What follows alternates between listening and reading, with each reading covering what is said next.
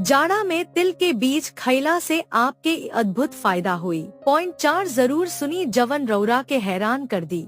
तिल के बीज रौरा दिल के स्वस्थ राखेला। तिल के बीज में लिग्नेंस अवुरी कोलेस्टेरॉल्स नाम के यौगिक होखेला जवन की कोलेस्ट्रॉल के कम करे में मदद करेला। संग ही इ प्रतिरक्षा बढ़ावेला अवुरी कुछ कैंसर के खतरा कम करेला, संक्रमण से बचावेला। तिल के बीज में सेसमिन अवुरी सेस्मोलिन नाम के यौगिक होखेला जवना में भरपूर एंटीऑक्सीडेंट अवुरी एंटीबैक्टीरियल गुण होखेला जवन की हमनी के कुछ बीमारी से बचावेला अवुरी संक्रमण से लड़े में मदद करेला।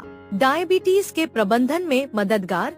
शोध से पता चलल बा कि अगर तिल बीज के तेल के डायबिटीज के दवाई के संगे लिहल जाए त एकरा से दवाई के प्रभाव बढ़ जाला। दांत के सड़ला से बचावेला। तिल के बीज से वो बैक्टीरिया खत्म हो सकता जवन की आपके दांत के सड़ा सकता।